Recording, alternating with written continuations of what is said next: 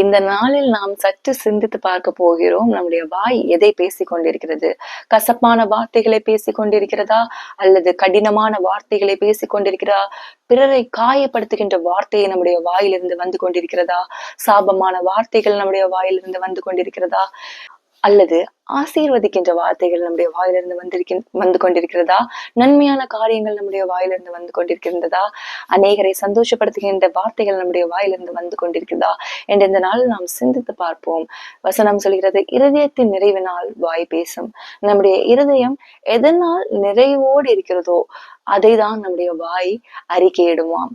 ஒருவேளை நம்முடைய இருதயத்தில் கசப்பான வார்த்தைகள் நிறைந்திருக்குமானால், தீய சொற்கள் நிறைந்திருக்குமானால், அந்த தீமையான காரியங்கள் தான் நம்முடைய வாயிலிருந்து வெளியே வரும். அந்த வார்த்தைகள் வெளியே வரும்போது நம்முடைய இருதயத்திலும் ஒரு சமாதானம் இருக்காது. அதை கேட்கின்றவர்களுக்கும் தீமையான வார்த்தைகள் அவர்களுடைய இருதயத்தை அது இழைக்க பண்ணும். அவர்கள் சோர்ந்து போவதற்கு நம்முடைய வார்த்தைகள் ஏதுவாக இருக்கும்.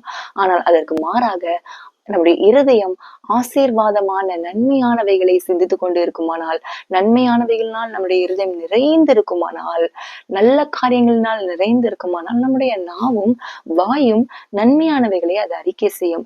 அப்படி அதை அறிக்கையிடும்போது அதை கேட்கின்றவர்களுக்கும் ஆசீர்வாதமாக இருக்கும், சந்தோஷமாக இருக்கும், சமாதானமாக இருக்கும். நாமும் சமாதானமாக இருக்க முடியும். அதனால் இந்த நாளில் அநேகரை சமாதானத்தில் நடத்த வேண்டும் என்றும் சந்தோஷமாக நடத்த வேண்டும் என்று நீங்கள் விருப்பம் உள்ளவர்களாய் இருப்பீர்கள் என்றால், உங்களுடைய இருதயமும் நன்மையானவைகளை சிந்திக்கட்டும், நன்மையானவைகளை யோசிக்கட்டும், நன்மையான காரியங்களை அப்பொழுது உங்களுடைய நாவுகள் பேசும், கேட்கின்றவர்களும் நன்மையாக இருப்பார்கள். நாளில் அந்த தீர்மானத்தோடு இருப்போம். கர்த்தர் நிச்சயமாக உங்களை கொண்டு அநேகரை ஆசீர்வதிப்பார். கர்த்தர் பெரிய காரியங்களை செய்வார். நன்மையான காரியங்கள் சுவிசேஷத்தினால் நம்முடைய இருதயத்தை நிறைத்து வைத்திருப்போம். கர்த்தருடைய வசனங்களினால் நம்முடைய இருதயத்தை நிறைத்து வைத்திருப்போம். கர்த்தருடைய பிரசன்னத்தினால் நம்முடைய இருதயத்தை நிறைத்து வைத்திருப்போம். அந்த பிரசன்னம் நம்மை நடத்தும், அந்த பிரசன்னம் நம்மை காப்பாற்றும், அந்த பிரசன்னம் நம்மை தாங்கும், அந்த பிரசன்னம் நம்மை தப்புவிக்கும். அநேகரை அந்த பிரசன்னம் சுகப்படுத்தும், தப்புவிக்கும், பலன் கொடுக்கும், ஆசீர்வாதத்துடன் நடத்தும். ஆமென். கர்த்தர் உங்களை ஆசீர்வதிப்பார்.